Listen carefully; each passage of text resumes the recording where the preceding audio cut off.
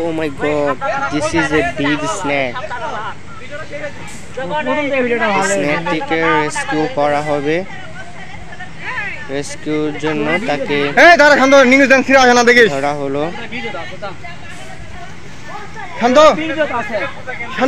অনেক big snake,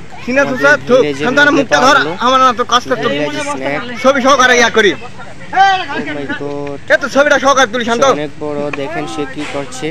মুখটা ধর সাপের। তাকে রেস্কিউ করে আমরা বাগানের মধ্যে ছেড়ে দিব।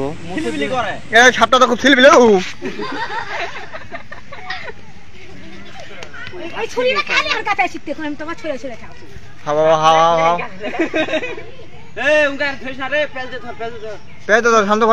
আসবে কিন্তু মূলত আমাদের বইয়ের ভাষা এটা হচ্ছে দুধরাজ, এটা হচ্ছে তামাটে পাতা দুধরাজ, এটাও নির্দিষ্ট একটা সাপ। এটা হচ্ছে আমাদের ইন্ডিয়ান রেড স্নেক, যেটার বাংলা নাম হচ্ছে দাঁড়ায়।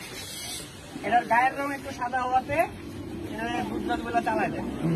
সাপ কখনোই দুধ খেতে পারে না। এখন একটা হিসাব করেন, যদি সাপের কিংবা চেরা কোনো কিছু দিয়েছে নাকি আপনার দুধ চুষার মতো অবস্থা আছে, আপনি পারবেন? কুকুরের মতো বা স্তন্যপায়ীর মতো যদি জিহ্বা না হয় তখন নাকি দুধ খাওয়া যাবে বাট থেকে? এটা কি সম্ভব?